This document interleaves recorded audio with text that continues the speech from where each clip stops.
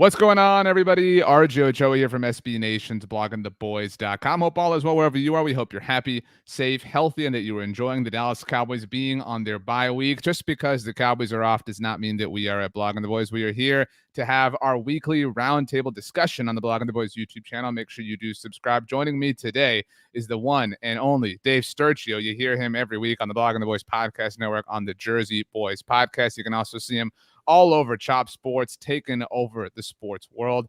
Tom Ryle also with us, the legend. You read him at bloggingtheboys.com. You hear him on Riled Up every week on the Blogging the Boys podcast network as well. A late arrival, but we got him in. No worries, everybody. Tony Catalina, who you also read on the pages at bloggingtheboys.com. You hear him on our daily updates on Monday, Wednesday, and Friday on Cowboys Roundup on the Blogging the Boys podcast network. All these guys are fantastic. They're all handsome. They're all geniuses, and they're all here to have a good time. Ninja Nut says, "What's up, guys?" So, Tony, since you're first to join us late, not first, but actually last, if we're being technical here. What's up, Tony? How you been?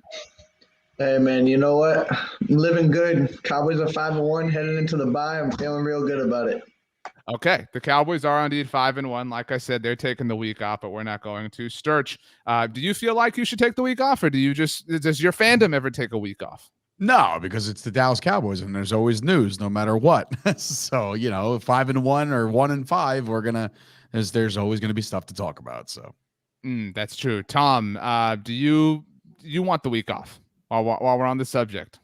No, man. I think this is when things are going well, there's always more you want to say about the Cowboys. Well, that has been the case certainly for the last month and change. However, today, Tuesday, October 19th, which is a great day if you're a fan of the TV show Community, 6 seasons in a movie, we're still holding out there. But today, not a great day for the Dallas Cowboys in the news department. Safety, Damontae Kazee arrested. We found out early on Tuesday morning, according to the Dallas Morning News and TMZ, who has also shared the story. Damontae was arrested around the Colony, Texas, at about 3 a.m. over a traffic violation when cops, again, this is according to TMZ's write-up, says that he had shown signs he had been drinking. A spokesperson for the Colony told the Dallas Morning News that Damontae admitted to an officer he had consumed alcohol before getting behind the wheel. Bail was reportedly set at $2,500, and he was released just after noon on Tuesday. Tom, we'll start with you. Not ideal. Not what you want to hear when your team is on bye. It's a pretty simple thing. In fact, earlier on Tuesday on the 750, the show we have with Tony Casillas, Tony said that, one of the last things the coaches would tell him when they would have their meetings was, don't do anything that you shouldn't be doing. Don't be in the news. Don't whatever. Just go rest, get ready, because we're going to be back to work next week. But Tom, not a great start for the Cowboys to the off week. Yeah, it's like maybe we had it too good for a while. We had gone all off season without anything really along these lines, which has become almost a too predictable occurrence with the Cowboys. So, maybe this is just finally the odds caught up with us because, when you look across the NFL at the ages of the players, there's some people that make bad decisions all over the league. I wish it hadn't have happened. I tried to take a quick look. This may come with a 3-game suspension if I read the CBA correctly, but I was really skimming through trying to find information. So it may depend on, and it may be something that has to happen after he goes to court. So we don't really know exactly how this is going to shake out, how it's going to affect the team. The good news is the Cowboys have safety depth. So that is, from a team perspective, all right.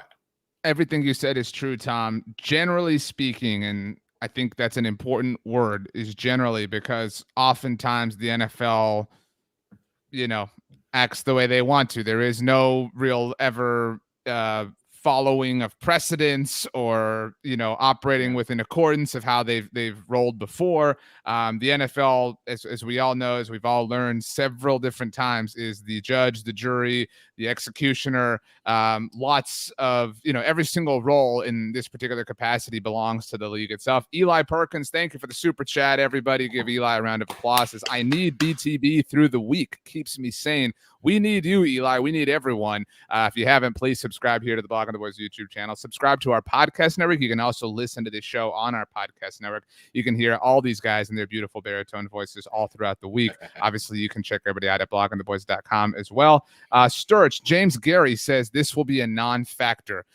Again, I think that based off of historical trends throughout the NFL and recent NFL history, look, let's be clear here. Nobody's condoning what happened here with Damontae, but if we're looking at the situation and then the potential hypothetical result as it relates to Damontae's ability to play football for the Dallas Cowboys, Sturch, recent history would suggest that that's not going to be impacted, at least in 2021. Maybe it is a situation where after the legal process plays itself out, like Tom said, he's suspended for the first 3 games of 2022, something like that. But that isn't a problem for this season for the Dallas Cowboys on the football field. Yeah, I mean, look, like you said it, I think it was the quote on Blogging the Boys Instagram. It's just not ideal. It's not an ideal situation. It's not ideal for timing. The Cowboys are rolling right now, and everybody's feeling themselves a little bit. And I even thought they were feeling themselves a little too much in the first half of the New England game. But yeah, it's not an ideal situation for this kid. And unfortunately, you would just hope that, like, the Cowboys, what I've seen so far out of this team is a lot of camaraderie, a lot of, just everybody's really close, so I hope the team rallies around this kid. And if for whatever reason seems to be problematic, just be there for him. You know what I mean? Like, and rally around this kid and be like, look, you messed up, own it. We'll figure this out. Let the legal process take its course and we'll go from there. As far as a non-factor is concerned, it's never good to have it in the news. It's the stuff you don't want to read. But on a personal level for him, you just hope that everything's all right. Yeah, I agree with you, Sturch. I think that, this locker room is definitely one that seemingly will support him, will kind of help him through whatever process has to play itself out. But you're right, not ideal. Referring to people as kids, that's a real Sturch move right there from little Sturch, I should say, by the way. But Sturch, you're the kind of guy that people want in a foxhole with him. You're the kind of guy I'd want to be on a softball team with. I know, Sturch, you're always on the field yourself, getting those dubs up in the Jersey area. Yeah. Tony, DJ Dog 31 says, Kazee went to the rookie dinner last night and hopefully just got caught making a minor traffic violation, and that's all it was. I said hopefully. Tony, I think, it is what it is. The report is what it is. The Dallas Morning News team's all over this.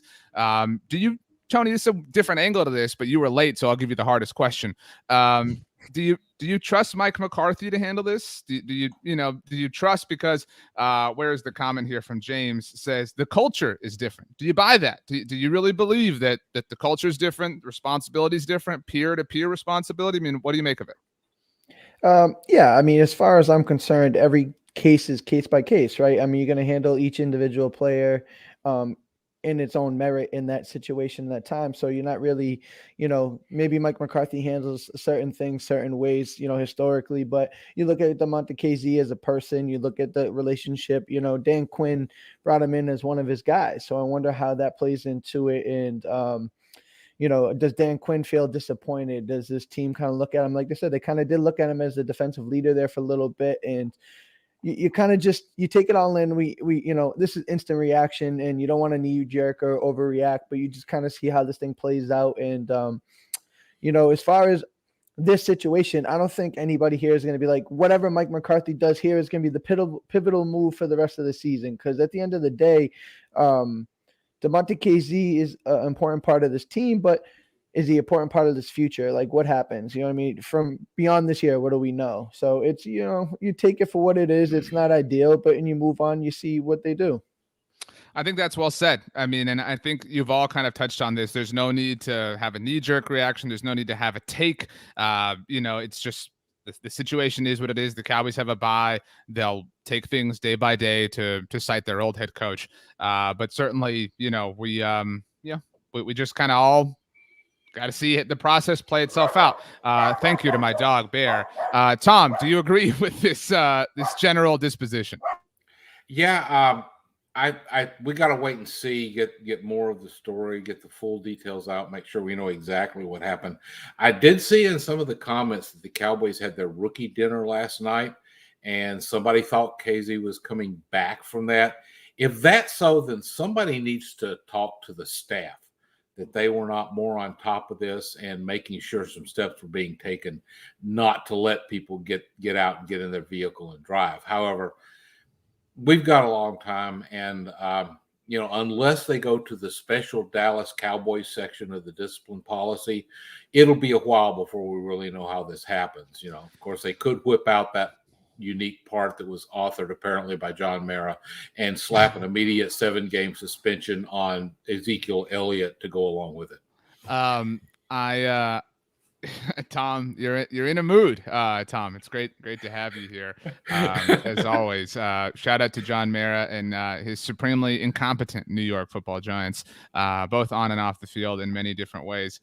I do want to say that 24 hours ago, Damontae had really, I think, endeared himself to a lot of Cowboys fans. Sturch, you mentioned Instagram. He took to Instagram to kind of own up for the Kendrick Bourne 75-yard touchdown. Then that sparked this debate, among Cowboys fans, whether he was at fault, Trayvon Diggs was at fault, et cetera. But, in terms of on-field action, Damontae had really checked a lot of boxes for a lot of people so far this season. So this really is just an unfortunate incident. Yeah, absolutely. I mean, and as far as that play is concerned, I'm still in the firm belief that both of those guys pulled up to not lay a kill shot on Bourne. So you hate everybody. Everybody's wrong except for Sturch. You're the only perfect person. I got it. Yes, that's true. Next. On the subject, Sturch, that's how I wanted to segue, and I'll stick with you because let's be frank, Tony, Tom, I mean no disrespect, but neither of you are the homer that Dave Sturchio is when it comes to the Dallas Cowboys. And so this is something that is, I don't want to say been driving me up a wall, but something that has kind of been brewing and bubbling inside of me for the last couple of weeks. And here we sit with the Cowboys having won 5 games in a row. A bit of a spoiler alert Thursday, on Thursday's episode of the Ocho on the Blog of the Boys Podcast Network, Bob Sturm from The Ticket and The Athletic will join me, and I'm excited to poke his brain when it comes to this subject. So we'll have a further fleshed out discussion there. But Sturch, why isn't Mike McCarthy getting any credit for the team's success? If you follow me on Twitter, every Monday, every day after the Cowboys win a game is Victory Polo Monday. I like to share some tweets with people wearing their polos. Somebody sent me a photo on Monday and said, this team is 5-1 despite having one of the worst head coaches in the NFL.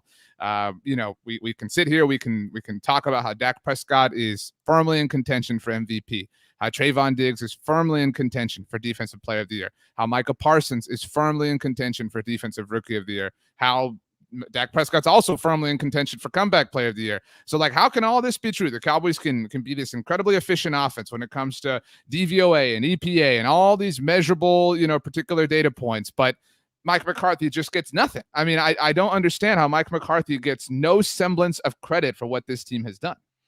I think it goes back to his days in Green Bay, wondering why a guy in all-world talent like Aaron Rodgers didn't lock up more than one Lombardi. He's one of the best to ever do it. Why isn't he a multiple time champion? And now he's with the Dallas Cowboys. Last year, that's a mulligan for me. I would never discredit McCarthy for anything that happened last year, considering all the factors. No Dak, no line, Zeke's fumbling. It was just the defense was a mess. He hired his buddies. You know what I mean? That was right off the rip. People were like, well, he's hiring these guys that might not fit the mold. Now you're hiring a new staff, which I'll give full credit for that, right? But I think every time something good happens with the Dallas Cowboys, whether it be in game, during the week, results, whatever, there's always something that triggers the people out there, including myself. There's been times where I'm just like, why you went for it a million times. Why are we kicking a field goal here? And, he goes back to the analytics, and nobody wants to hear analytics anymore. That's the most annoying word. I totally want to heir analytics. And Mike McCarthy is woke to this. He's not the woke dude he sold himself as, because nobody is, but he is. The data supports that. He is aggressive. I know. And sometimes you like the aggressive approach, but then all of a sudden you're lining up for a field goal for Greg Zuerlein to miss. So those are the things. And I know he's not calling the plays, and that's mostly Kellen Moore, and people can either praise Kellen or get angry with Kellen. But as far as McCarthy goes, it's hard not to give him credit for a 5-1 team. If had this team been 3-2 or 2-3 or at worst 1-4, 1-5, then you're like, all right, look, this guy's made too many bad decisions. Let's cut our losses. Kellen Moore's about to walk out the door, but now this is going to be a conversation, because how are you going to move on from a guy that's going to potentially, more than likely, have a really good record at the end of the season? Sturch, I do want to say that so amazing. NJ has checked in on YouTube and says, yo, what's up, fellas? Hashtag Chop Sports. Sturch has that hoodie there. Make sure you check out Chop Sports and all the fine work they're doing. Tony, I'll get to you in a second, but I do want Tom's input here because he is so often the voice of reason, but sometimes the voice of the dramatic. And Tom, we have a comment from Norm Lee that says, I think the team is succeeding despite McCarthy. He doesn't call defensive or offensive plays or special teams plays. He is supposed to take care of time management on fourth down calls. He sucks at both. Tom Ryle, your response. Well, let me correct your misapprehensions here. My misapprehensions. Wow, Tom. Wow. Yeah. But first off, there's no question that with the Cowboys, there's a completely different set of goalposts for people.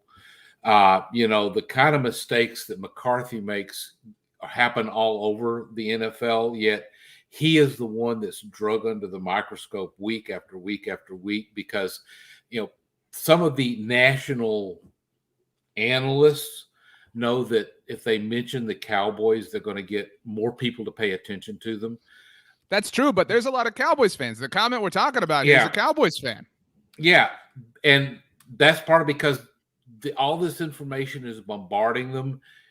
We tend to be a little more overly critical of our own team than a lot of fan bases are. And I just have to go back to a concept that most of the head coach's work happens in the 164 hours outside of the game.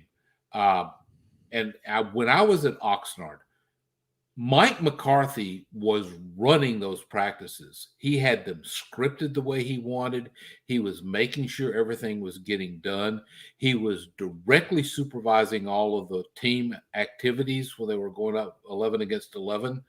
That man was in control, and he was molding this team and getting this roster into shape. And I am absolutely convinced that's exactly what he does during the rest of the week. He has assembled the staff.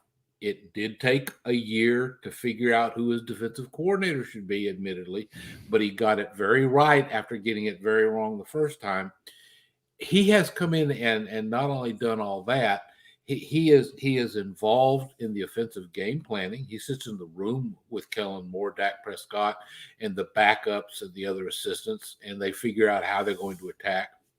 I'm absolutely sure he has input to Dan Quinn and Bones Fossil about how they're going to handle their particular responsibilities. And he has brought this entire new atmosphere.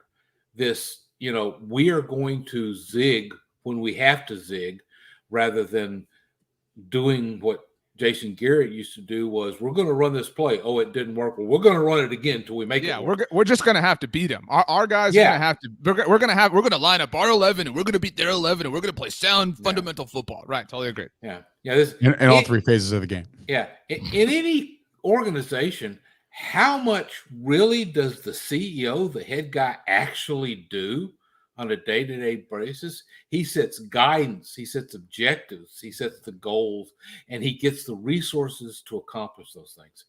And McCarthy is the CEO head coach. He's not making play calls. He's letting people that are, he admits, better at it than he is, and he's taking the big view.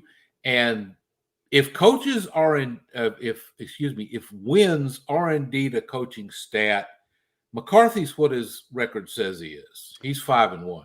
I agree with that, Tom. I do think that people want to see Sean McVay. They want to see the play sheet in the coach's hand. They want to see, people doing whatever. Tony, DJ Dog 31 chimes in and says McCarthy's only real decisions fans see is clock game management. Therefore, he gets criticized. Quinn and Kellen Moore have halos over them. Do you think that Dan Quinn and Kellen Moore have maybe gotten a little bit too much love? I'm not trying to take away love from anybody, Tony, but it does seem like, because I think people want to go out of their way to discredit Mike McCarthy, so they give even more pomp and circumstance to everybody else that they can, in this particular case, Kellen Moore and Dan Quinn. I mean, yeah, as far as that goes, I think they're a victim of circumstance with the narrative, kind of like I said about Anthony Brown in the last round table. I think people had a specific narrative, like everything that goes wrong is Mike McCarthy's fault. Everything that goes right is Kellen Moore's fault. Dan Quinn turned this around 180. It's all Dan Quinn. It's like, Why can't it be a little bit of everything? Why can't this gel together just like a football team works, right? There's different players on this team from last year. There's different coaches on this team from last year. Everything is clicking. I mean, and to be brutally honest with you, as excited as we are about the team and everything like that, I think most of us pretty much thought if the Cowboys played the way they thought they would or capable of, we'd be sitting here at the bye 5-1. You know, I mean, I think many of us thought the Tampa Bay game was a throw up, but we thought that this was kind of end up where we are at this point in the season. As far as credit goes, that's for the fan talk, right? We're talking amongst the fans with fans. Like all that credit stuff is for the talk, because at the end of the day, do I think Mike McCarthy's doing everything he can to win? Absolutely. You know, is there decisions that can be questioned? I think you can say that about anybody, right? I mean, we're all getting on Kellen Moore about why is there so many first down runs against the Patriots? Like this is every week there's something, right? And that's just what comes with it. And as long as you win at the end of the day, a lot of it gets a nice little bow on the top of it. To that point, Cowboys 2022 says the Cowboys are succeeding with an average offensive coordinator, talking about Kellen Moore, who in the last game we were 2 for 5 in the red zone, and 3 of 13 on third down conversions. And that's the thing, like people act like, again, like everything Kellen Moore touches turns to gold, and that Mike McCarthy just comes in to, like, you know, smudge it all up. Sturch, I want to go back to you. I believe Blue 365 brings up a great point here, and I have not seen any national talk about this. Lots of people talking about what Sean McDermott did last night on Monday Night Football, a decision that, you know, I tweeted about. I fully support going for it on fourth down, not kicking the field goal, because that's a coward's game. But Bill Belichick twice. First off, if we go chronologically, at the end of the first half, after the Dak Prescott ridiculous non-touchdown at the goal line, gets the ball at his own 20-yard line, admittedly doesn't have any clock stoppages, obviously timeouts, and just takes some knees, just ends the half, has 90 seconds, and, you know, just throws away a possession. People killed Mike McCarthy for not doing everything he could to get one more possession against the Philadelphia Eagles on Monday Night Football a couple of weeks ago. And similarly, like a cousin of this cowardice, at the end of the game in overtime, it's 4th and 3. I realize they're not quite at midfield, but the whole world knows by now that Dak Prescott is an elite quarterback. And Bill Belichick, of all people, who was the guy who went for it on 4th and 2 12 years ago on his side of the field against Peyton Manning, decides to punt when all Dak Prescott needs is a field goal to win that game because of the rules of overtime. I mean, we're over here like, you know, looking under the hood and, you know, checking the tire pressure to disprove Mike McCarthy's success. But there are other coaches, in fact, the greatest coach of all time, who are having bigger and worse, you know, demerits, hanging off of them that nobody seems to care about. Maybe it is the Cowboys factor, but I mean, I think in this game, and everyone's gonna, you know, have a problem with this statement, Mike McCarthy outcoached Bill Belichick, and nobody wants to say that out loud. Well, you just said it before. I mean, he is the greatest coach of all time, whether he has Tom Brady or not. I mean, and like, you know, people argue that point, but what are you going to say to Bill Belichick right now? You know what I mean? Like, hey, hold on, I can't hear you past all these rings. You know what I mean? Like his decision-making in that game in particular. Yeah, it was kind of weird. It was like, for the first time in a long time, maybe not since like Tony Romo's last full year as Cowboys quarterback, I have never felt like, you know, when the Cowboys get the ball, we're going to go out there and score. I'm feeling that now. You know what I mean? Like every time Dak Prescott gets on the field, this offense could score. So that's the only reason why I think it's suspect to punt the ball back to Dak in overtime, and specifically. Maybe he's playing the field position game. I don't know. But if McCarthy did that, oh my God, I can't even tell you. I can't even tell you the uproar that would come on the Twitterverse, and the people specifically in this chat alone, you know, would absolutely crucify him. But I think, again, the only thing you could possibly say is trying to pin him deep. I don't know. That's it. It's not a strategy that works in today's NFL. And you would think that Bill Belichick would know that.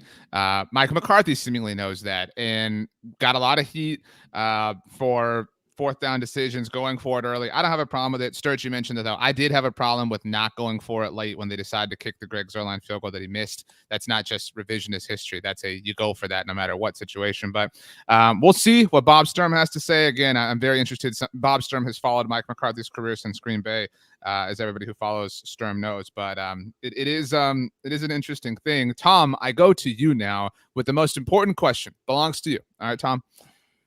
What are our main takeaways? Cowboys are 5-1, and we've all kind of said that, you know, this was sort of predictable, as Tony alluded to, but we haven't seen them do that, as Sturch said. I mean, there's a high level of confidence.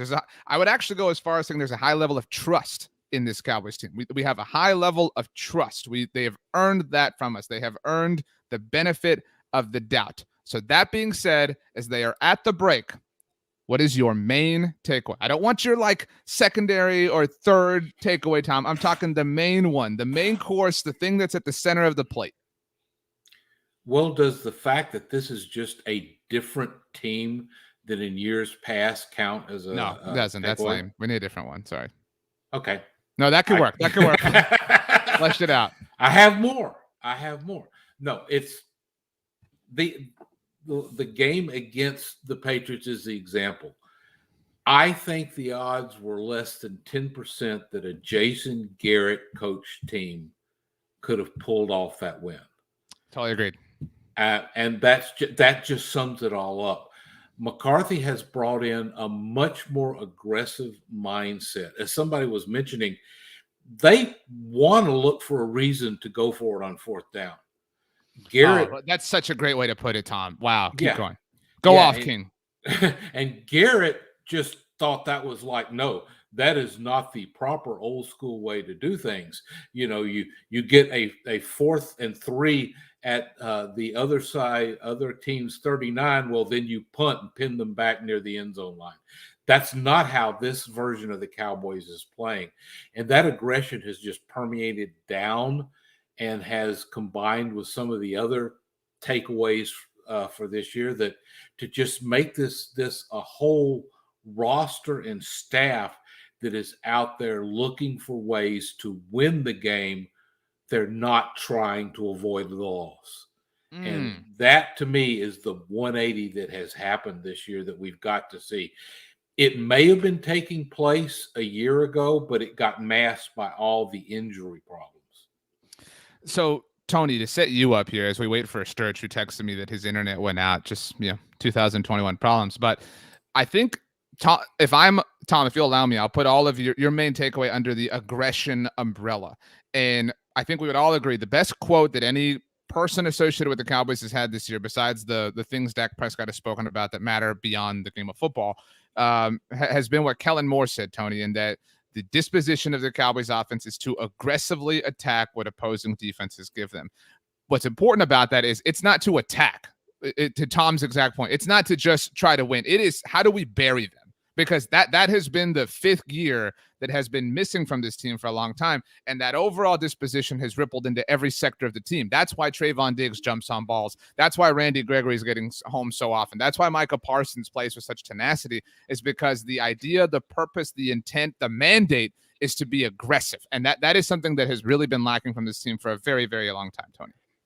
I love it. Like you said, it's aggressive. It's not passive whatsoever. They're taking... Like you said, they're aggressively taking what the defense gives them. Kellen Moore, when I heard him say that and I read that, I'm just like, wow. Like, he put it together exactly how I was thinking, like, and hope that they were looking at it, because there's no point in trying to fit a round peg in a square hole. If this defense is hell-bent on stopping Ezekiel Elliott in the run, let Dak Prescott do what he did on Sunday, right? 445 yards and go and beat Belichick in New England. If you want us to run it 200 yards down your throat, let's do it. And I think that comes with what we started to see last year pre-injury Dak. Dak's numbers were gaudy, right? He was playing at an elite clip then. He just didn't have the team or the defense or whatever the case may be around him to kind of be that complementary. Now we have a defense that's opportunistic. We have a young star cornerback who's coming into his own. We have Randy Gregory playing the best he's ever played. Despite the injuries, despite it all, it just seems to be clicking in a way that can only be described as a team that's playing with confidence, a team that's playing with swagger. And that is, not something that happens overnight. That is something that has to be within you. That comes with some of these free agent additions like Jaron Kearse, Damontae Kazee. It's not a great day to bring him up, but like you just kind of look at the things that the players that weren't here last year, some of the coaches that weren't here last year, that just have a different feel about it. Micah Parsons is an alpha male. You got looking at the way Jaron Kearse plays. He's just mad out there. And that oozes through the team. That's just something that, and I think we all got to look at, Dak Prescott a little bit in Hard Knocks, and we get to see how he is as a person. Now, we all know he's a great guy and a great advocate for, mental health and stuff, things of that nature. But the dude he's a bad dude. You know what I mean? This dude wants to win. Like, he is just he's an assassin out there. And when he comes out for a rep, he's pissed about it. Like, this guy and this team just has that aura about him that they haven't had in a very long time. That's well said. Sturch, I want to get your main takeaway on the 2021 Cowboys. But before we do, a big shout out to F Kit Crunch for the super chat. Thank you very much. Says the reason why Mike McCarthy doesn't get any credit is he's not Jerry Jones. It's not a bad answer, honestly. Fair. Fair. The credit's not there because Jerry wants it. So, it is what it is. Sturch, you are back from the dead, internet death. And so I'll ask you, what is your main takeaway at the bye? Tom and Tony basically stole it.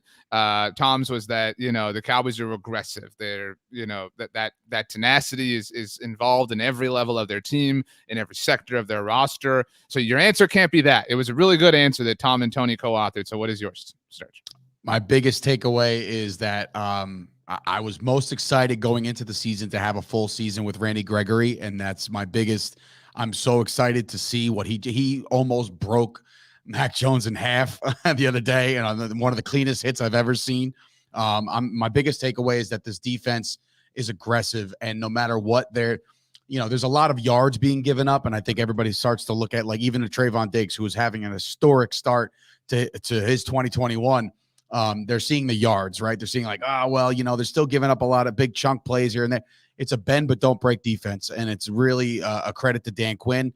That's my biggest takeaway, is that, yes, the offense is as good as advertised, but it's the defense that stepped up, and that's what's going to lead us to wherever we're going to go this year. Tom, do you agree? I mean, a very popular analogy that has been used across NFL circles for a long time comes from Dave Damashek, great podcaster. Dave is great NFL analyst, really funny guy, Steelers fan, so kind of, everybody has flaws. But Damashek, Tom, has constantly referred to the Jenga piece of different NFL rosters, the non-quarterback Jenga piece. And what that is like the popular game Jenga, the player who, if you remove them, the whole thing comes tumbling down. And again, we're talking about non-quarterbacks, because without your quarterback, your whole thing's going to come tumbling down no matter what. If we isolate that conversation, Tom, to the defensive side of the ball, who was the Jenga piece? It's not DeMarcus Lawrence, even though he might be the best.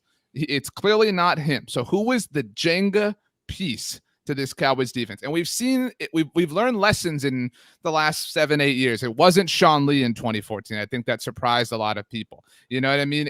It's not DeMarcus Lawrence right now. Who is that piece that if the Cowboys took him out of their defense, what we're seeing right now would come tumbling down?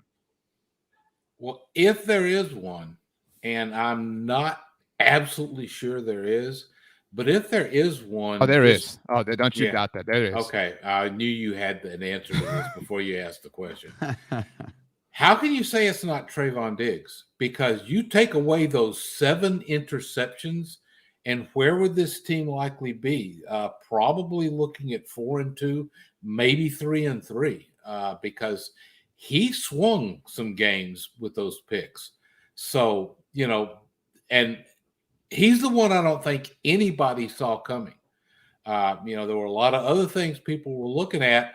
They thought Diggs was just going to come in and have a little bit more improved year than he had in 2020, when he wasn't great, but he was looking pretty good towards the end, got him a couple of picks. And now I just don't see what this defense would look like without the regularly scheduled Trayvon Diggs pick each game. I am not at all diminishing Trayvon Diggs' importance. Okay. Not at all doing that, Tom. And you're right. And every comment supports that it's Trayvon Diggs here, except for Troy Dudley. And Tony, I'll set you up this. This was kind of Sturch's answer. I don't want to put words in your mouth, Sturch, but Troy says Randy. I think the Jenga piece is Randy Gregory, because, I mean, he has mitigated the loss of DeMarcus Lawrence. I mean, and you could argue that, his presence was mitigated, or the lack of his presence was mitigated by Micah Parsons against the Chargers. I mean, so everybody's replaceable to a certain degree. I'm not trying to say that, Randy's better, whoever's better, whatever. I mean, this is a good discussion to be having, right? To be debating who is the most important player on the Cowboys defense. But I think without Randy, Tony, that pressure's gone. I mean, and especially if we contextualize this question to say this season without DeMarcus Lawrence, with Dorrance Armstrong out, I mean, to Sturch's point, I mean, Randy has come in and been, the prayer of a hope that everybody thought he would be. And so for that reason alone, he might be the Jenga piece. Randy is what we were hoping to see from day one, right? When we drafted him, took a chance on him in the second round. This is the Randy Gregory we thought we would see consistently, and it's been awesome to see.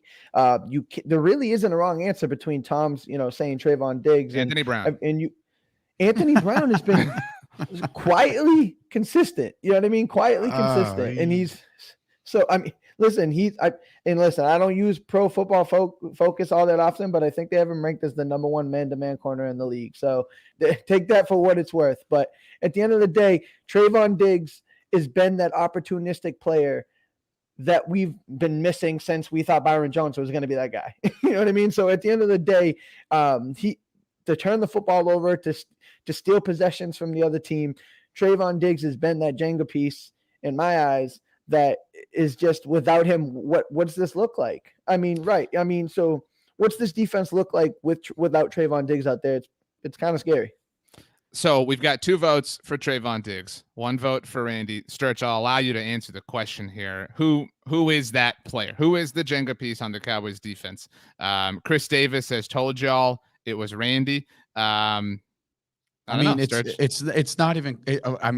I like the phrase. It's not even close, but because I actually feel that way. But the cornerbacks are really good when there's really good pressure, and there's really good pressure because of Randy Gregory. DeMarcus Lawrence isn't even there. You know what I mean? Can you imagine? Randy's going to keep rolling, and Randy has this demeanor to him. I watched the post game press conference the other night, and he's very soft spoken, but he's very critical of himself. He wants to be great. He doesn't want to just be a role player here. He wants to be the next DeMarcus Lawrence, or whoever the next. He wants to be the next DeMarcus Ware. He wants to live up to that 94. That's what he wants. Yeah, he's rocking the number. I just feel like the confidence is there for him. It's just, again, you take him away, and who's getting to the quarterback right now other than him? You know what I mean? And that's what's, as Trayvon Diggs, look, you cannot take away what he's done. His ball skills are incredible, but maybe he wouldn't be able to cover like he's been covering had the pressure not been in the face of said quarterbacks that we've played thus far. F Kid Crunch says Jordan Lewis with a laughing emoji. Jordan's I like Jordan. Hey, Jordan's been fine. It is what it is. Nobody asked me, so I'll go back to the question in terms of our main takeaways at the bye. RJ, what are your main takeaways at the bye? I'll answer that like this, Sturch. And I think that a lot of people who are either watching live or listening or watching after the fact, including you 3, probably felt this way but won't admit it. After the Greg Zuerlein miss, okay, so when the Cowboys are, things looked grim. I know there was still a lot of time. Cowboys still had some clock stoppages. The math of it was still possible, but that was a rough moment before Trayvon Diggs went superstar. And I know you're all going to be like, that's why he's the Jenga piece. It's fine. In that moment, the thought went through my mind, you know what? They're 4-2. That's way more than we thought they would be. They're already kind of playing with house money.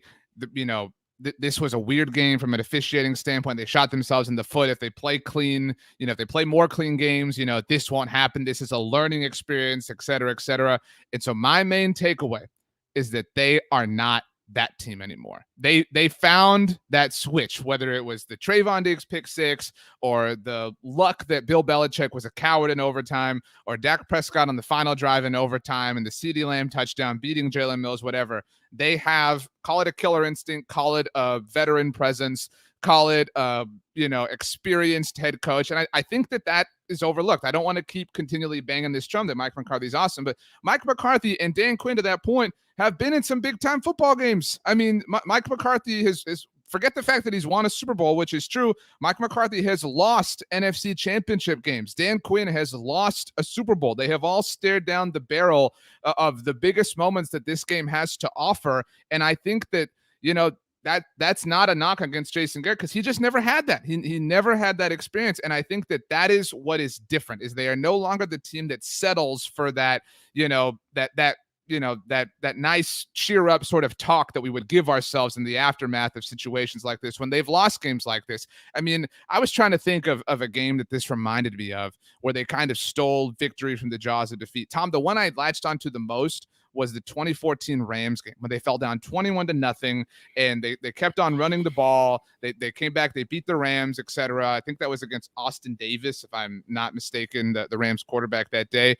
You could throw a lot of other examples out there, but my point is, far more often than not, the Cowboys have lost that game. And then the week after, we have lied to ourselves and told ourselves why it was okay. And my main takeaway is they are no longer that team, Tom. Yeah. If there's anything that we might be kidding ourselves about, it's that we may be a little too overconfident in their ability to do that. Sure. Yeah. You can't always pull a rabbit out of your hat, but they are finding ways to do that.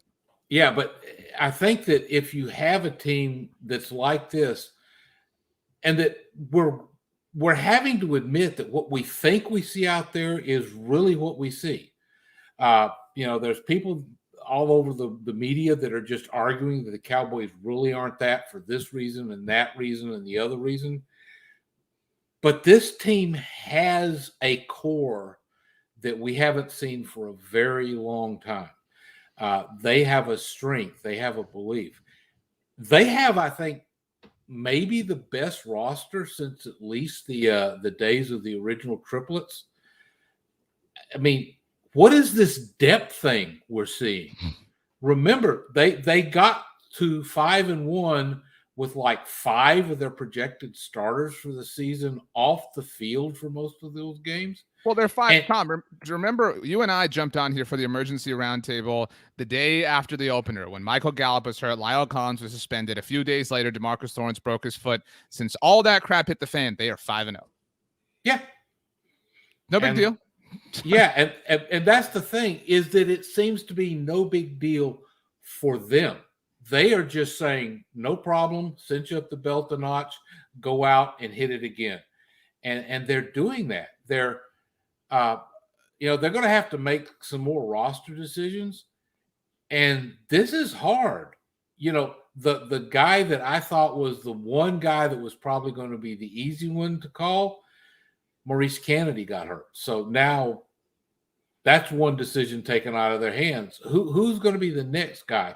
And they're probably still going to stagger this because they have the luxury of staggering it. As long as Dak Prescott's calf muscle is not a setback and is not a concern, then this team is going to be fine because they've got the people to step in and handle the task when needs to be handled.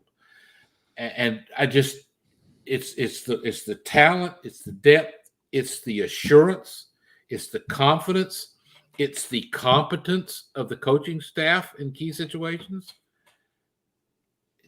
It's really hard, like you were talking about with the jenga piece, it's kind of hard to identify the one thing because so many different things are coming together to prop this all up. Tom, before we all jumped on here, Sturch and I were talking about food. What was the meal you said you wanted to eat, Sturch, that you were in the mood for? Penne vodka. Never heard of it, never had it, whatever. I'm fine with this. Tony, is this acceptable behavior? It's not. And you're missing out. You're missing out severely. Okay. RJ Tom. is culturally narrow. That's all it is. So a few years ago, about 5 years ago, I was in Houston, and for the first time, or only time so far in my life, I had a meal where I had a beer that like paired well with the meal. Like people you hear about that, like this wine goes well with this or whatever. But like that meal, literally, the beer I had accented the steak that I had, and that has been an occasion that has happened to me far too infrequently in my life. I need to up my culinary game, certainly my culinary experiences, but that's what this is like. This ride is like, Tom, right? Like you eat a bite, you take a drink, even the napkin is like really soft and it's the perfect like texture to absorb, the dirtiness from your mouth. Like everything is singing in harmony. Tom, you mentioned, a great roster or one of the more talented rosters since the triplets. Sturch, you mentioned a high level of confidence. So Tony, I'll put it to you. You haven't been this confident in a Dallas Cowboys team since when? I'm talking, recent memory. 2016, Dak is a rookie quarterback. I'm like, man, we're cooking with some gas here, and it's since that moment I've been chasing that natural high with this team, right? Like I just want, but even that felt like just playing with house, like you were like that was like doubling a up. bottle, right? Yeah, like Right, it right. felt No. it felt like doubling up at the casino, right? Like, oh man, like we're just riding a high. And even 2018, when they had the 5-game winning streak right after they traded for Amari Cooper, they lose the first game. That kind of felt like, man, this feels a little topsy-turvy, like they're going to run into something. They were really kind of skating by, the skin of their teeth, so to speak. I mean, this is different than that. Make no mistake, I always, as a Cowboys fan, am waiting for the rug to pull from underneath me. You know what I mean? So I think we've just waited. We're all kind of used to that. And, I kind of say this. I got my fiance who's a diehard Cowboys fan. And I just remember telling her, I was like, are you ready? Like, are you prepared for what comes with the emotional toll of adding this? And it's, for me, it's like 2016, that was the most fun I've had in a long time. And I just, again, looking at my fiance, I was like, this is the most fun I've had as a Cowboys fan. And as long as I can remember, and since probably that year, like man, it just feels good. I mean, I'm and now you're waiting to fall off the cliff. I know. I'm nervous. Well, Sturch, you answer the question, Sturch. When was the last time you were this confident, or to put it how Tony did, that you were having this much fun? I mean, when is the last time the vibes were this good in your mind, at least? The vibes of 2016 were great. Like you're riding this wave. It's house money. You're just like, but me being the freak that I was back then, I'm like, all right, but Tony's gonna be back. Tony's coming back. So when is this gonna happen? I'm waiting for Tony to come back the whole time, and then all of a sudden I get the meritocracy thing, and I'm crying in my bedroom like a baby, and I don't understand why. I'm never gonna see this guy play football again. But the last time I was this excited, I think it was 2015. When Romo beat the Giants, right? In week one, the crazy Lance Dunbar final drive at the end, right? That after that went down, I'm like, wow, this team is built. They got a lot of tools on this team. Like this could be cool. And then everybody knows what happened. So there was even after that game, Sturch, sorry, there was because Des Bryant got hurt. Des Bryant got hurt. Yeah, there was the video of him in the tunnel, like freaking out after the win, because that really felt like, man, they can reach like deep into the mouth of the monster and snatch victory from within the jaws of defeat. I was there for that. The building was shaking. You know what I mean? So I was just like, this is the craziest I've ever seen. How exciting. I mean, 2007 was a lot of fun for Romo's first, hurrah, and he's starting to light up the scoreboard and stuff. I was there for the Tampa Thanksgiving game. That place was rocking too. But yeah, I mean, like as far as having fun is concerned, that little run in 2018, but you just kind of felt like this one of these games is going to really upset us. So that's hard for this year. Like, as far as I'm confident in Dak's ability. I like his Mamba mentality. Shout out to the Cowboys production staff for those sounds at the sidelines, because when I'm watching those, that gives me the extra, like, we're up big on the Giants, and like Dak's like, all right, let's go get another one. Let's go get another one. You know what I mean? Like that mentality of saying like, we're not done yet. That's the kind of thing that's like really exciting me about this team and how they're gelling. And I know it's going to sound very silly, but these little basketball with the big tennis ball games that these guys are having in the locker rooms on their Instagram, they're loose. This team is loose. They're playing together. Yes, it's all happy because they're winning, like they're winning football games, but there's a different demeanor to this season. And it's, I don't want to get crazy because, last time that happened, we were 3-0 and I was booking my flight to Miami and then the rest is history on that season too. So it's hard to get excited, but I think I'm starting to get there. Tom, these guys offered 2016-ish as an example. A lot of people in the chat have said 1995. I will say 2007, because that people forget that team had 13 Pro Bowlers.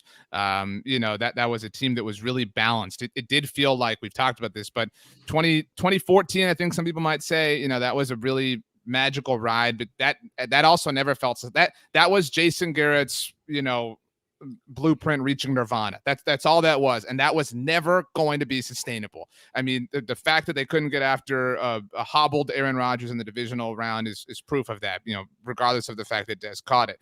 But that team was, we talk about opportunistic, that team was so lucky with their turnovers that they got in 2014. It was Bruce Carter with these like random interceptions and things like that, and that's not necessarily the case this year. This does feel like, I think to go back to 2007, you don't just have DeMarcus Ware, you've got Greg Ellis. Like that's where this team's a little bit different to me. I mean, and I know they won 13 games, and you can, they barely lost to the Eagles, in December. I was at that game, Sturch. That was the Jessica Simpson game. And then they lost in week 17 to Washington when they rested all their starters, when the late Terry Glenn made his return that season. But they had T.O., and I think that's also a difference. I mean, what CeeDee Lamb is to this offense is, and I mean, this version of Dalton Schultz, and I know everybody's high on him, might be the closest thing we've gotten to 2007 Jason Witten, and that's including all the Jason Wittens that have happened from 2008 through 2019, excluding the year he was retired. So, Tom, what's your team? What's your answer?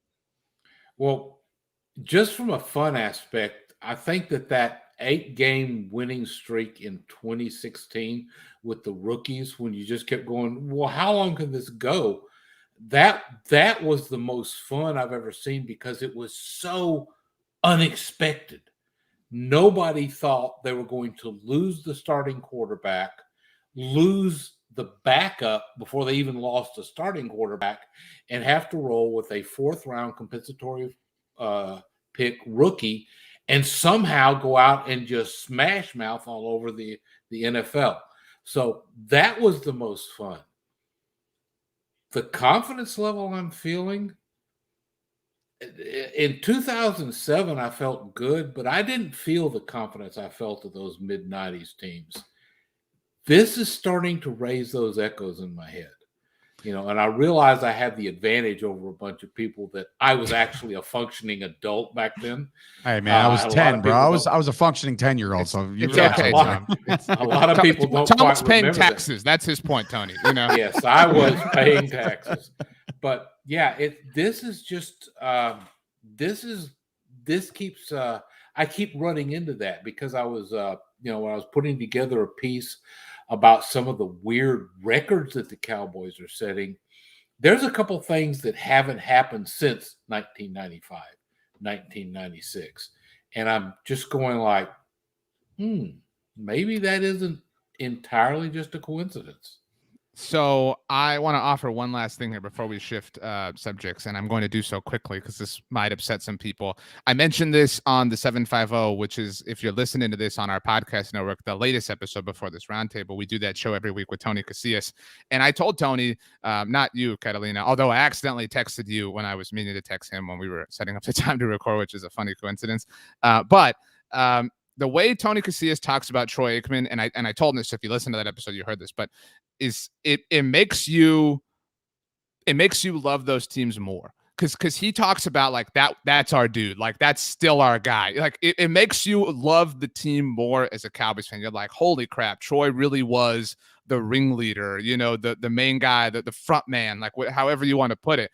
And I don't say this at all to poo-poo or diminish or squash Tony Romo. I've said this before, in terms of like the time of my life where I have been a fully functioning member of society, he's my all-time favorite athlete. However, I never got that vibe with him, personally speaking. And Sturch, you mentioned it with Dak. Like that is a dude that they will all, follow wherever. And that is the difference. And I think that's why when we answer this question, like when was the last time you felt this way, whatever, that particular quality is a very distinct thing that not a lot of teams have in the NFL and have had really in recent memory. Not a lot of full locker rooms, organizations, buildings will fall in line behind one particular individual.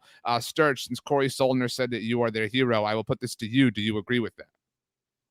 Yeah, I do. And it's funny. I almost want to flip this question back to you, RJ. Is it safe to say that you've never felt this confident in my lifetime? Like I think it is safe to say that in terms of like my conscious lifetime. Yeah, I've never felt this way. I've never felt like they have this high level of magic. For lack of an actual word. And so Tony, I would imagine that's the same for you. Oh, without a doubt. As you guys have been talking, I've been trying to think of like what any more recent history that like I'd felt that way, and like I just keep coming back to like this just feels different. You know what I mean? This year just feels different. Even in the Tampa Bay game, I'm just like we're right here. We got this game. You know what I mean? Like, and we're a couple plays here and there, and not many from being 6-0. I mean, I feel about as good as I possibly can heading into the bye week this year. So since we're all feeling this confident, all right, You're about to you're steering, aren't you? No, I'm about to like full on hubris at this point. And this actually reared its ugly head last week. So I'll start with you, Sturch, since you were anxious. Last week, conversation throughout Cowboys Twitter, Cowboys Nation, Cowboys people in general was, we should be rooting for the Philadelphia Eagles in this Thursday night game because we want to impede the Buccaneers. Tom's face is amazing. We want to impact the Bucs' chances at getting the 1 seed. The first round bye is as important as it's ever been. This is the second year since the NFL removed the bye for the second seeds in either conference. So you only get that first round bye if you were the top seed. So Sturch, and I'm going to ask all of you, Sturch is first.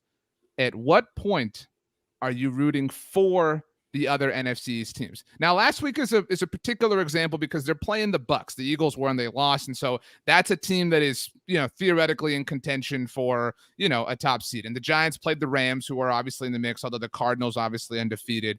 And every team, the Cowboys play the NFC West this year, or they don't. I don't know why I said that. But I mean, the facts are like this week, Sturge, Washington's playing the Green Bay Packers. They could be in the mix for the top seed. So, like, do you root for Washington?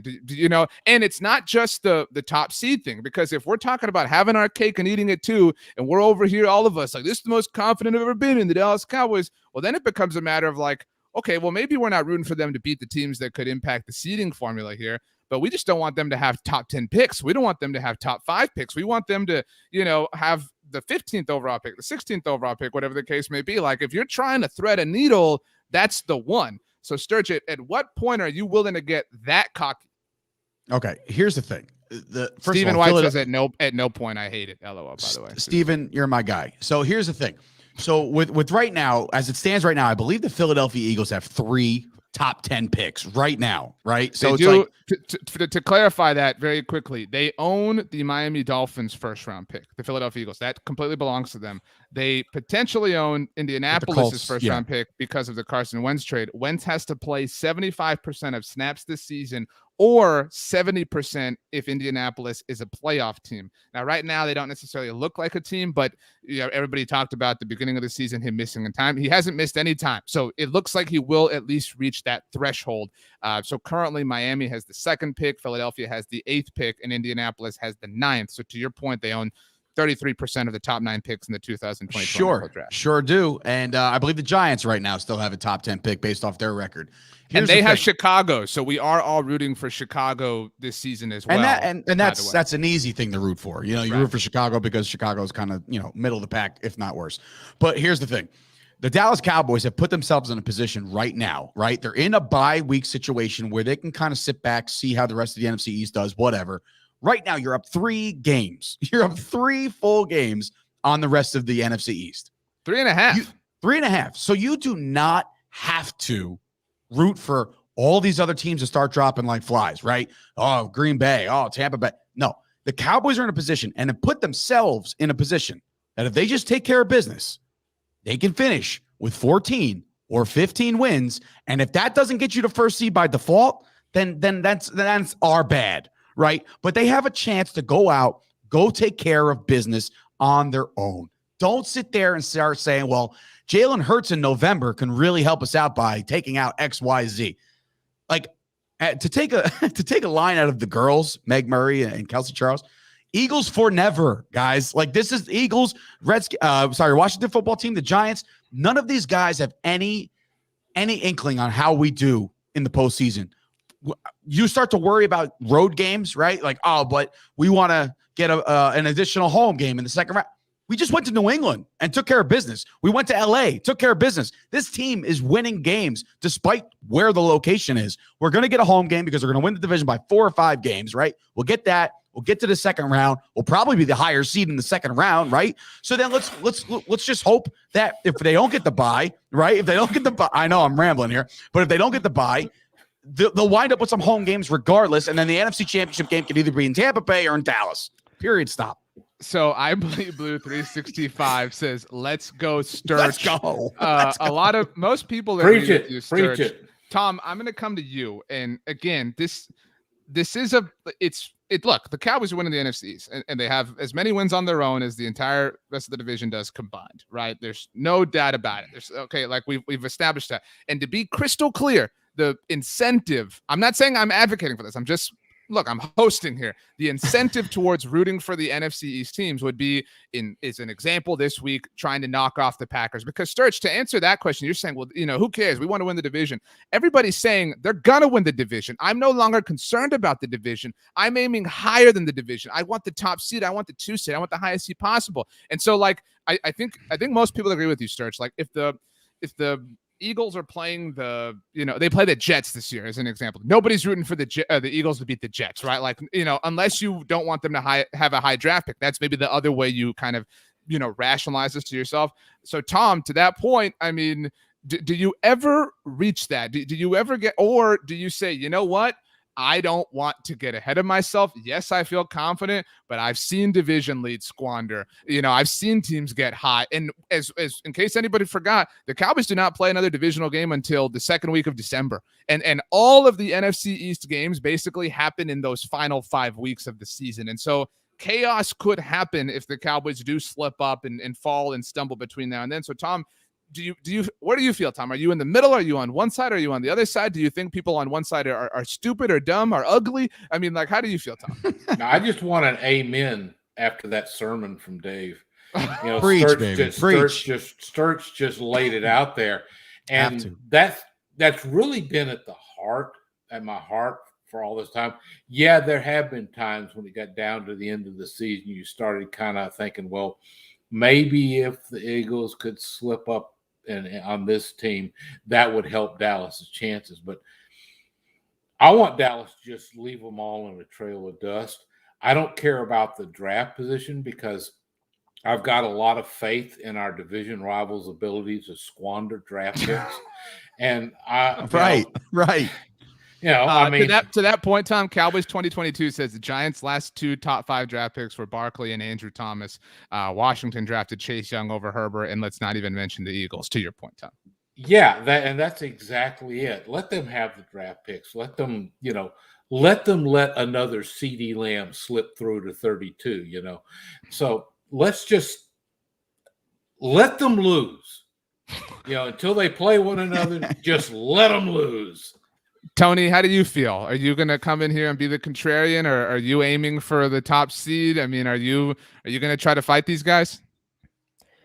To kind of put it simply, I am where my feet are at. So I want to take care of business week to week, right? Wow. Is that is that a thing that like society says? I've never heard that before. Me neither, but I'm going to use it. You know what I mean? I want to take care of what's right in front of me. I want to eat the food that's on my plate. I ain't worried about the next meal. So for me, by the way, I can't say it as good as Sturch did. Sturch, I mean, stole the thunder there. So, run this clip back. He said it perfectly. But at the end of the day, I want to win this division. And like Tom said, I want to run away with it in spades.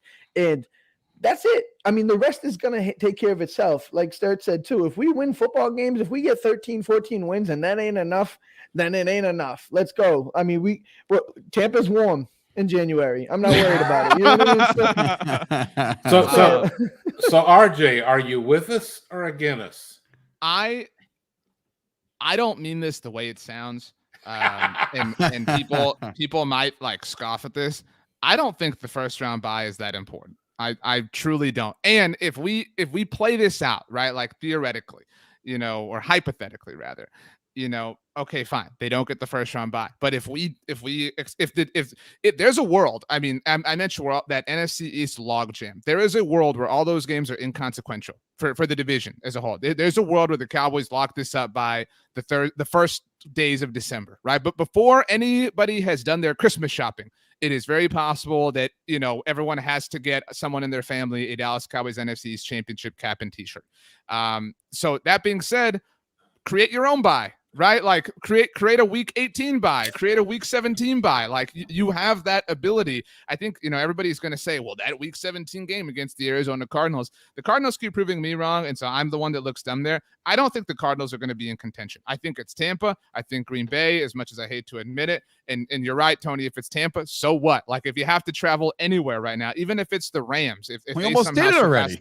Yeah, well, even if it's the Cardinals, like if you've got to travel somewhere, that's fine. Create your own bye. Let the Cardinals duke it out with the Rams. The only thing that I think is extremely important, because I don't care about, I truly don't, and again, I know that sounds ridiculous because everyone's going to say, well, I would rather be the 1 seed than the 2 seed. Of course, I would too, but I don't want to do so and risk something ridiculous.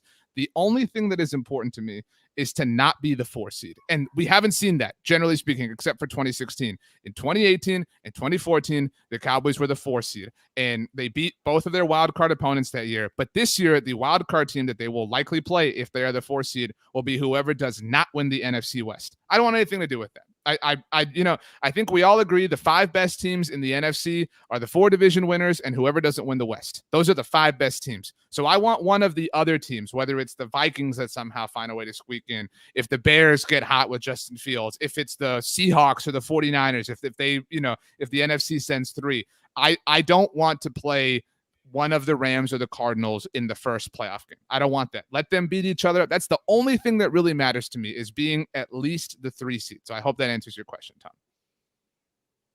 I'll take it. But I do think that we now have to root heavily for the Indianapolis Colts, because it's clear that Carson Wentz is going to meet the threshold, I think, the 75%. So we need that pick to be as low as it possibly can be. The entire NFC East, except for the Giants, are obviously rooting for the Chicago Bears Sturch to obviously, push that pick as far down. And to that, like, if you want to play 4D chess, then maybe this week is say, I want Washington to beat the Packers so that the Packers can fall in the NFC North, because I want the Bears to win the NFC North to get to a point where, that draft pick is further back. So in the Matrix. Alex Pierceling, thank you for the super chat. Says this team isn't afraid of going on the road and beating you in your house. Totally agreed. I mean, is there an NFC place you don't want to go to, Sturch? I mean, except for Green Bay because of the weather and, all of history and all of our emotional scars. Yeah, that's the only place I don't want to play is Green Bay. Like when Rodgers is literally going out there telling people that he owns them. Like I don't want anything. It sucks, but he does. He really does. And again, I work hand in hand. My business partners are the diehard Green Bay Packer fans. So it's like I have to hear this every day. So I personally would not want to go to Green Bay in January. So Tony, do you agree with my brilliant idea of just creating your own bye? Yeah, I mean, I think you take care of your division, you see where we're at the end of the year. And that's kind of how I thought of it the whole time. For me, I always looked at that Arizona game. I'm like, yeah, but like, what's it worth at that point? You know what I mean? There's a chance that it may not be worth much to us at that point. And I would love that. The last week of the year, create your own bye. It's perfectly said. And you know what, though? Oh, no, Sturch, go ahead. I was just going to, the only thing I was going to say is, like, right now, besides the fact that Dak Prescott's calf is a little banged up right now, I don't even want to buy right now. You know what I mean? Like, this is what the momentum is, a tricky thing. So at the end of the year, maybe you're rolling again. Maybe the Dallas Cowboys slip up against Arizona, and they look kind of crappy, and they have one of these weird games, but then they beat the brakes off the Eagles. Do you really want another day off after that? Like, you just keep rolling. The momentum's big. So, Tom, we have established nobody's rooting for any NFC's teams. Mm-hmm. We're all rooting for the Cowboys. We're all, I guess, theoretically rooting for the Colts. We're definitely rooting for the Chicago Bears. Is there anything we're missing here, Tom? Obviously, we're rooting for the Dolphins to get back on track here and push that Eagles pick back. So I'll add that. But besides that, is there something that we're not seeing, Tom? Is there a sequence of dots we're not connecting that we should be focused on? I mean, how do you feel, Tom? Well, other than the fact that, I appreciate Sturch's concern for something that doesn't exist, momentum. Man, what? Sturch got sniped. For what it's worth, Sturch, I agree with Tom, but go ahead. Oh, God. But, we left out the fact that week 17 could wind up being a bye for 2 teams. We could see Cooper Rush lining up against whoever the Cardinals QB2 is, because there's no way that Arizona is in that situation. No, not Dak Prescott out of that game. Good luck. But at least you could have 2 teams that are not playing for a whole lot at that point, where they are pretty much locked in. It would be great to see if that was the game for the first or second seed. I wouldn't want that. That would not feel good, because then we would be second guessing ourselves for an entire 2 week period. That would be awful. Right. It would be great for content, to be clear, but it would be awful for like our emotional well-being. Sturch, you'll be pleased to know. Thank you to Alex Pierceling for the super chat once again. Says, I would rather winning late and with momentum than have the bye. So I think Alex is saying what you are, Sturch, like screw the bye. Let's just keep our foot on the gas, just put it in cruise control and actually take the foot off the gas and just sit and cruise. So you think momentum's a thing, Sturch? Wow, you're revealing yourself here. How is it not? How is it not? Are you kidding? How is it? How do you measure it then? It lasts exactly until the point it completely reverses itself, which can happen on one play. We see it happen time after time. Look at the end of the New England game. You know, the Patriots had the momentum. Bang! Diggs runs it back for a pick six. The Cowboys have the momentum. Bang! The Patriots get a 75-yard fight. Tom, here's right. What? All right. So the Patriots had what? No, Tom is saying this facetiously. He's not actually saying they have momentum. I am positing this as you would argue they had the momentum. And you tell me that was not the classic. Ask John Madden. Ask John Madden. He'll tell you momentum is a thing. So stop. He's the GOAT. Well, look how big he is. He gets moving a lot, moving fast, and yeah, he's got a lot of momentum behind him. Tony, but it does not work that way in football. John Madden is calling. Momentum's calling, Tom. Tony, the vote is 2-1. Here, like a classic episode of Survivor, you are the swing vote at Tribal Council. Is momentum real? So basically, are you on the side of a fallacy with Sturch, or is it a myth? Proving that you are correct, like Tom and I. You're crazy. I got to be honest with you. I think there's something to be said about momentum, and I feel like I feel like there's something to be said about grooving, being on a groove, right? I mean, would you not consider this Cowboys team to be on a roll right now? I mean, there's something. I mean, understand that, like Tom said, it could come at the drop of a hat. It's all over with. I mean, a loss to the Patriots would have been kind of like, okay, well, we're not sitting here talking about 5 in a row. We're not rolling anymore. You know what I mean? This is a stop to the momentum. I don't know. There's something to be said. Teams get hot. I mean, the Giants had no business winning the Super Bowl against the Patriots, but they got hot at the right time. What do you attribute that to? They're a better team? Nobody would say that. I attribute that to incompetence from the Green Bay Packers, the San Francisco 49ers, and the New England Patriots. I mean, I attribute that to incompetence. And I attribute that to an incredible throw from Eli Manning. I mean, that's skill. It's not momentum. And Eli Manning was always this weird, streaky quarterback who occasionally would just play exceptionally well for a short period of time, and then it would just vanish like his brother's receding hairline. Tito 96 chimes in. The vote tied at 2 apiece. Says momentum y'all are talking about is just a mindset, confidence, and focus. Thank you, Tito 96. Do you have anything to say for yourselves, Sturch and Tony? Are you properly embarrassed? I mean, no, I'm not embarrassed at all. Are you kidding me? Listen, you're right. Momentum is a mindset. You know what? For you guys not saying momentum isn't real, then McCarthy's stupid mojo moment isn't real either. Okay, that's what the mojo moment is. It's momentum.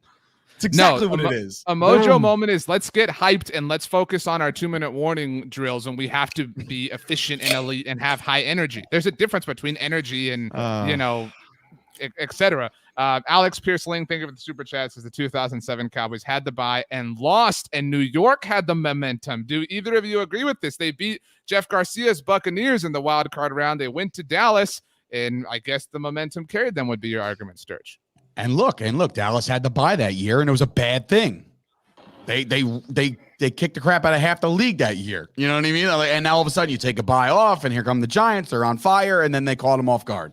And bang, there's RW McCorders in my nightmares for the rest of my life. And didn't they essentially take an extra week off even beyond that? Tom, why? Here we go. Why did you do this, Tom? Now, I'm not talking about momentum. I'm talking about that the Cowboys took their eye off the ball. Tony Romo had momentum. That's the only way you land Jessica Simpson. That's momentum. All right, let's land this plane here. Keith Axelrod, and we'll put this to everybody. Tony, you go first since you were also wrong. Of all our remaining games, who would you worry about possibly losing to? Everybody has to give an answer, and nobody can repeat anybody else's answer. So, Tony, you get to go first. Oh. And you have to justify how you could see the Cowboys losing that particular game. I could see I know what they look like this year, and I know how historically bad their defense is, but I could see us losing to the Chiefs. Yeah, I could see them, going blow for blow with us, point for point. It's one of those things where it could be 50-54, a la like Denver, Dallas, or Peyton. I mean, and it could look like that, and we could be on the losing end of a game that's like, damn, we put up a 40 burger and we still lost. I mean, do I think we can beat them? Absolutely. But could I see him losing? I mean, I can envision us losing that football game. Okay, I will go second. I will choose. I will choose the Arizona Cardinals because they're undefeated, and I want to see these guys squirm. So for obvious reasons, I will take them. Tom, since you were correct on the momentum discussion, you get to go third. So Kansas City, Arizona off the board. Who could you see the Cowboys losing to besides them? We got a dark horse now, the Las Vegas Raiders. Oh. Rich Bisaccia. If they ruin another Thanksgiving, I swear to God. He knows the team, and they've gotten rid of their big distraction. So that's suddenly a very. It's a different game. There's no question about it than what it was 10 days ago. Right. And it's a quirky team in some ways because they're going through a very unusual situation. I think they're just a lot less predictable than most of the rest. Okay, so Sturge, can't take Chiefs, can't take Cardinals, can't take Raiders. Who? And rationalize it, please. Fine. The only rational decision, since you guys took the obvious ones, I did this today already on my other podcast. I said, there's only going to be 3 losses the rest of the way total. Cowboys will finish 14-3. Who do we think he's picking? Who do we think he's picking before you go, Sturge? Who do you think he's picking, Tony? Oh my God. I have no idea. Tom, who do you think he's picking? The king of momentum. I mean, I can't. First off, I can't see that any of the other NFC teams even count. Because as far as this, I don't think it's going to matter at that point. But maybe he's going to go with the football team. I would look at the Vikings, but most people would say the Vikings, Tom, but you forgot that you're not only talking to the king of momentum, you're talking to the king of homerism. Sturch is going to say the Week 18 game in Philadelphia because the Cowboys are going to rest all their starters and Philly's going to win that game. All right, you know what? I'm throwing a swerve. I'm throwing a swerve right now. I was going to go that route, but I say they trip up in the Superdome or whatever the hell they're calling it nowadays, and they lose to a crazy performance at Alvin Kamara. How about that? There's your trip up. But I don't think it's going to happen. But y'all took the easy ones. So I'll just have to throw out the hard one. Yeah. So that's that. We took the easy ones when you were going to pick the game that they weren't really going to be playing in, Sturch, just to be clear. No. I was going to take the Chiefs. The Chiefs was my clear-cut answer. Okay. This has been fun, as it always has been. One last thought from every single person before we get out of here. Sturch, since we had some fun with you. Your one last thought, you get to go first. Nobody can copy this, is always the rule. My one last thought is that the Cowboys are playing their best football that I've seen in recent memory, and that's pretty obvious to everybody. But for the first time, I have confidence, the utmost confidence in a guy like Dak Prescott. To every time that he's on the field, we can score points, and because of that, the Dallas Cowboys are going to finish 14-3. And if that gives them the 1 seed, great. And if it doesn't, so be it. Tony Catalina, your one last thought. All eyes on a calf. Let's get this through this bye week. Let's keep that boot in there. Keep it on. I know he's beating Micah in trash basketball, but it's a little less jumper and maybe a little more free throw shots. Tony brought us all back down to earth. Respect. We got a little off our skis, but Tony, grounded us. Tom, your one last thought. Make it great. Make it incredible. Make it impeccable. Make it memorable forever. Oh, thanks. And use momentum. Yeah. No, thank you. Just to borrow from something I put down earlier this week, the Cowboys not only can win the easy games, they can win the ugly ones too. And that could go a long way down the stretch. Well said by our entire panel. You can hear all of their voices on the Blogging the Boys podcast network. Subscribe. We're available wherever you get your podcast. Leave a rating, write a review. Tom is on Twitter at Tom Ryle BTB. Tony is on Twitter at Tony_Catalina, the only one of us that has an underscore because he felt like doing that. Sturch is on Twitter at Dave Sturchio. I am on Twitter at RJ Ochoa. Sturch, one last word belongs to you. Make it good. Momentum. Yes. We'll see you next time, everybody.